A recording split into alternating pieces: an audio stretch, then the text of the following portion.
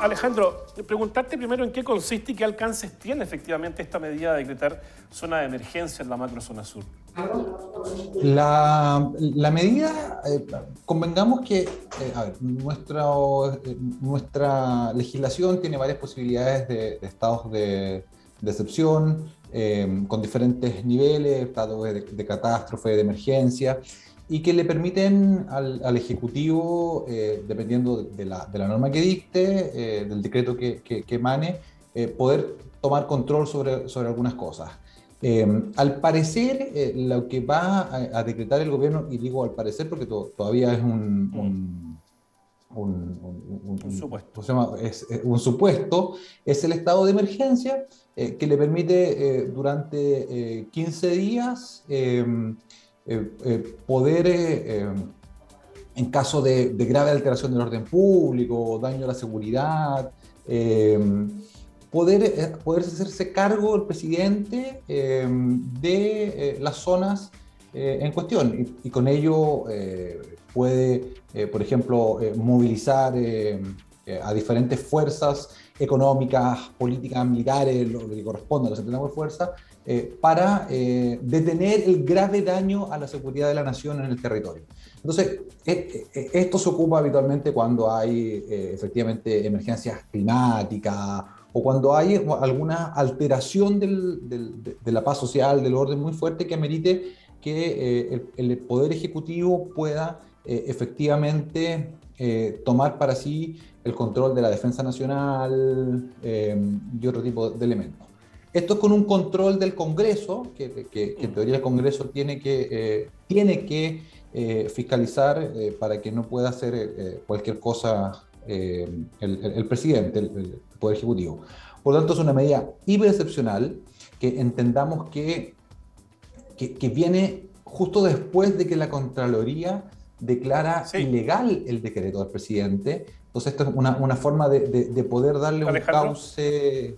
Sí, disculpe. Sí, precisamente te iba a preguntar por eso, porque, a ver, hagamos un raconto, ¿no? Recordemos que la Contraloría, entonces, para contextualizar, declaró ilegal un decreto firmado por el presidente de la República, esto fue a fines de septiembre, ¿no? Y que buscaba precisamente por esa vía autorizar a las Fuerzas Armadas para colaborar en labores de prevención de delitos en las provincias del Biobío, Arauco, Cautín y Malleco. Entonces, mi pregunta tiene que ver con que un decreto como este contraviene la esencia del dictamen de Contraloría. ¿Y cuál es la esencia? Que las fuerzas militares no están capacitadas para desarrollar este tipo de labores. Ahora, no, yo lo veo de otra manera, a la inversa.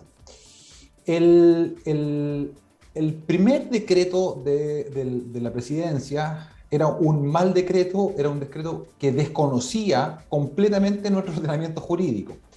Porque para poder movilizar a las Fuerzas Armadas y hacer otro tipo de elementos, se necesita que exista alguno de estos estados de excepción, ya sea por catástrofe o el que se está dictando a continuación, el que se va a dictar ahora, al parecer. Entonces, el gobierno ahora hizo bien las cosas, porque está diciendo, mire, hay un estado de alteración del orden público que necesita que yo dedique exclusivamente fuerzas para solucionarlo. Ahora, esto no hubiese sido posible sin el paro de los camioneros y sin toda la conmoción que se genera estas últimas 2 semanas en nuestros territorios. Por lo tanto, lo que hace el gobierno es hacer bien las cosas en esta pasada y es, dado la conmoción que se ha generado, ahora sí puede decretar un estado de emergencia, excepción o lo que corresponda. Porque no es llegar y hacerlo, porque tiene que haber una alteración del orden público de tal magnitud que se justifique la movilización de las fuerzas militares y que correspondan. Por tanto, mi interpretación es a la inversa. O sea, dada la contingencia de las últimas semanas, efectivamente el gobierno ahora sí hizo bien. Ahora, ¿qué alcances tiene un decreto como este? Supongamos que efectivamente es el decreto de estado de emergencia, ¿no? Y no es otro de conmoción pública. ¿Qué efectos tiene para el ciudadano común y corriente, para uno mismo, ¿no? ¿Qué nos van a generar, por ejemplo, un toque de queda a una hora determinada? ¿Cómo funciona esto? Podría ser que efectivamente el presidente, a través de la figura que le estime conveniente, el delegado para la macrozona sur o quien corresponda, o el mismo, eh, decrete estado de excepción, toque de queda o una serie de otros elementos. En lo más concreto se supone que es para solucionar los temas de conmoción, se limitan temporalmente algunas libertades. Habitualmente, de las libertades que se tiende a limitar, tienen que ver esencialmente con la posibilidad de la movilización, con la libre movilización. Entonces, perfectamente uno podría estar caminando por la calle y una patrulla de militares podría pedirle a uno la identificación, y el no identificarse con el carnet de identidad o corresponde podría ser un motivo para que lo tomen detenido. Por lo tanto, tiende a ser visto esto como una forma de limitar algunas libertades individuales, principalmente la de movilización, las de reunión, que podrían ser de las principales en ser restringidas. Entonces, podría haber toque de queda, podría efectivamente aumentar el patrullaje en diferentes zonas del ejército, con las fiscalizaciones, y esto significa esencialmente limitar algunas de las libertades, como por ejemplo el de reunión, Okay. de movilización. ¿Y cuál sería en lo práctico la función de o el rol que cumplirían los militares en este escenario, Alejandro? Claro, ellos asumirían, por lo menos lo que la práctica demuestra, que ellos tienden a asumir el patrullaje y el control, y es imponente muchas veces, sobre todo para los que somos más hijos de la democracia, volver a ver militares en la calle. Sí, Tiene claro. un fuerte componente simbólico para muchos, que a uno lo pare una patrulla militar y le diga carnitia es distinto a que lo haga un Y carabinero. con armamento pesado, además, ¿eh? Y habitualmente con armamento pesado, arriba de camiones, como lo hacen. O sea, simbólicamente es muy fuerte, es una señal muy fuerte, que claro, lo hemos vivido este último año y medio, sobre todo al inicio de la pandemia, donde había mucho más control de las libertades individuales y los militares estaban mucho más en la calle. Entonces tiene ese elemento. ¿Qué busca? En gran medida se supone que busca poder identificar algunos sectores más problemáticos, poder patrullar libremente por algunos sectores que en realidad, según el análisis del gobierno, están muy conmocionados de manera pública, y por lo tanto controlar algunos de los problemas que ocurren. Efectos prácticos, la verdad, yo no tengo muy claro cuáles pueden ser. A mí esto, y si me apura, me parece más bien una medida de corte muy electoral, en una zona en la cual la derecha tiene tradicionalmente fuerte votación, fuerte arraigo, y que por tanto le permite a los candidatos de derecha, particularmente a Sichel, que ha estado más débil, tomar parte de la agenda, porque colocan una situación muy incómoda, por lo menos a la izquierda o a los sectores de la izquierda. De hecho, una de las primeras declaraciones de uno de los diputados regalones del gobierno, del diputado Chalper, fue: me alegro porque parece esto ya lo pidió nuestro candidato presidencial.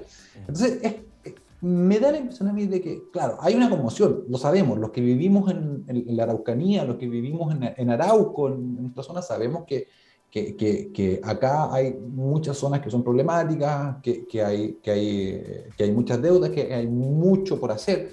Pero también sabemos que el hacer patrullas militares o el controlar vías militares tampoco tiene un efecto tan fuerte, ni directo, ni mucho mayor. Por lo tanto, a mí me da la impresión de que puede ser más bien una movida muy electoralista y tener un impacto desde ese punto de vista.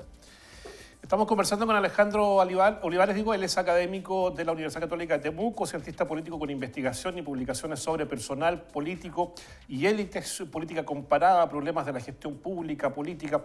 Posee experiencia como docente en las escuelas de administración pública y posgrados en ciencia política en Chile y en Ecuador.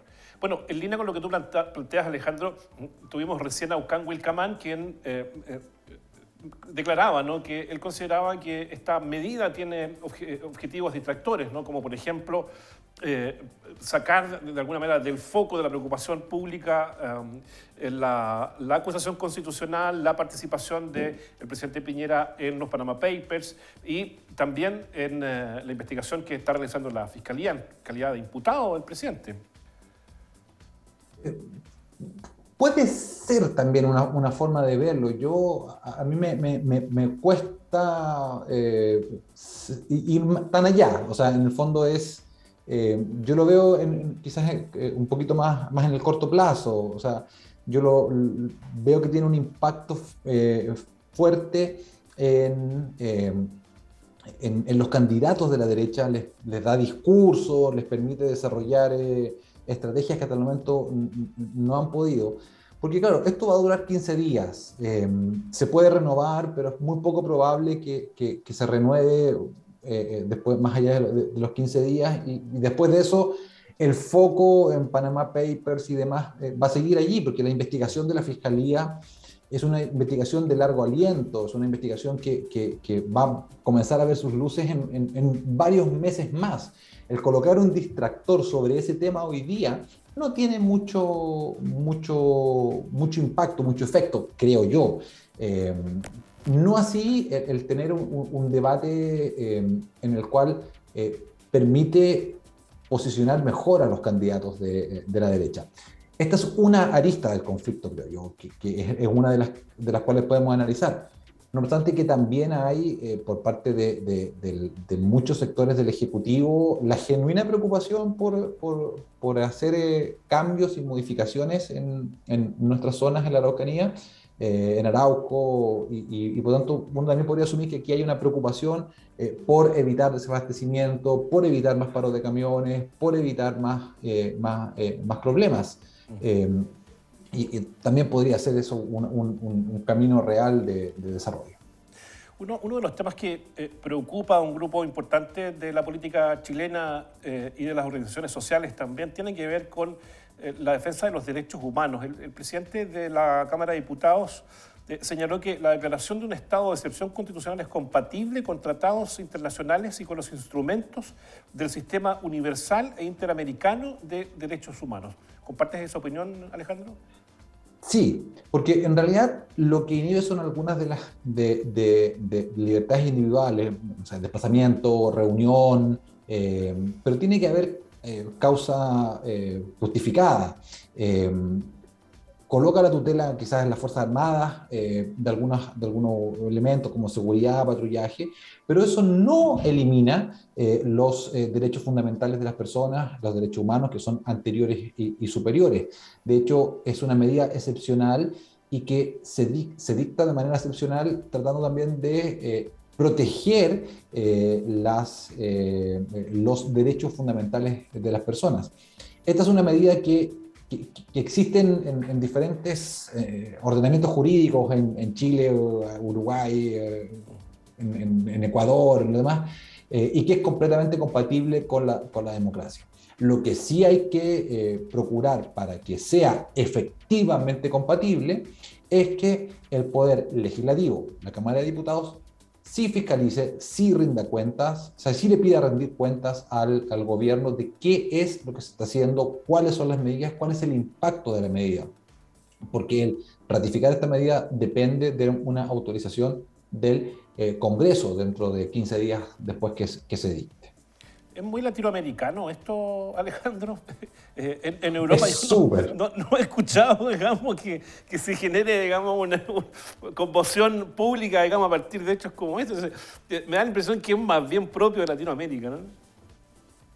Hay una tradición de estudios de los estados de excepción constitucional que viene de Francia y se ha dado en otros lugares en algunos momentos de la historia, pero hoy día es más bien de América Latina y de algunas secciones de países en Europa del Este, cada cierto tiempo, pero en realidad es muy excepcional. No debiésemos acostumbrarnos a este tipo de medidas. Y en Chile nos estamos reacostumbrando a este tipo de medidas, y eso es problemático.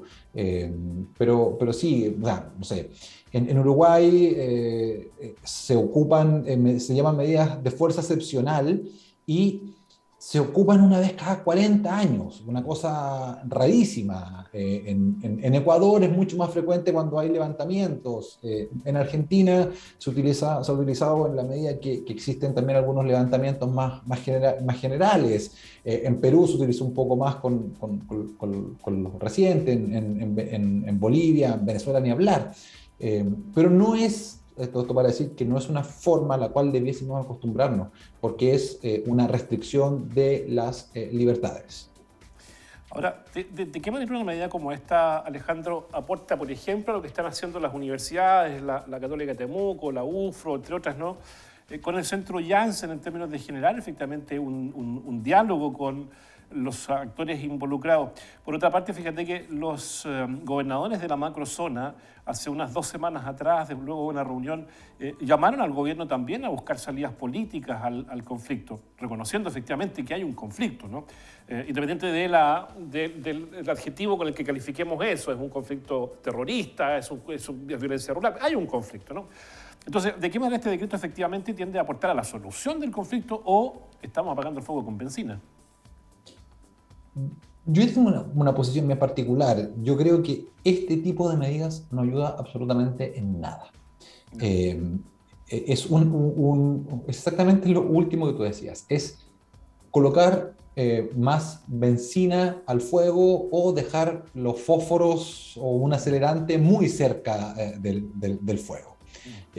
¿Por qué? Porque, porque es violento para la ciudadanía, es violento para la sociedad civil, para todos, de repente encontrarse en la calle con un control militar, como las imágenes que estamos viendo ahí. Y en realidad no es lo habitual en una democracia, no es la forma que debe mantener.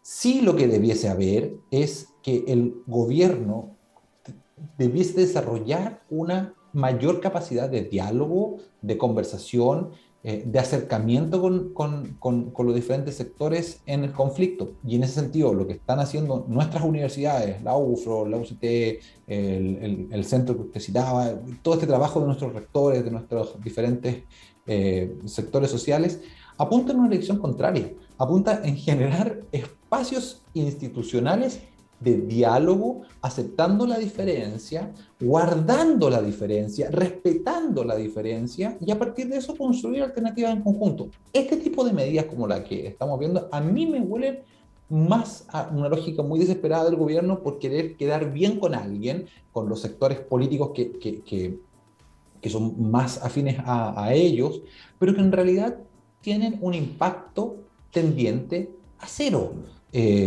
Quizás, claro, vamos a evitar problemas como lo que vivimos el sábado en Temuco, que encontrar dónde llenar benzina era muy difícil. Ya, puede ser que ese tipo de cosas sí tengan un impacto porque vamos a evitar que se tomen la carretera de nuevo. Pero en realidad son soluciones muy parches, son medidas muy cortoplacistas que no contribuyen prácticamente en nada en pensar esto de largo plazo. Y aquí ya excede al gobierno. O sea, claro, efectivamente el gobierno está haciendo muy mal en estas y otras materias políticas, pero esto es un tema del Estado que viene de gobiernos anteriores y que difícilmente se va a acabar en el corto plazo. Pero estamos en un momento refundacional del país. Quizás sería un buen momento de sentarse a conversar, de buscar una alternativa, de juntar el delegado presidencial, los delegados presidenciales, no sé cuántos delegados ya hay presidenciales por esta zona, más el gobernador, más los representantes de diferentes organizaciones de la sociedad civil, y tener un diálogo franco, abierto, directo, que duela, que digamos las cosas. Puede ser que a lo mejor una catarsis, a lo mejor nos va a ayudar a avanzar mucho más y vamos a tener en soluciones en el mediano y largo plazo. ¿Qué es lo que están apostando nuestras universidades? ¿Qué es lo que estamos apostando Exacto. nosotros cuando tenemos esta mediación?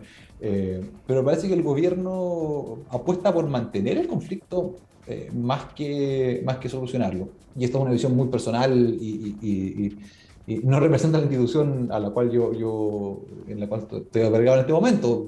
Lo digo porque sé que es polémico lo que acabo de decir.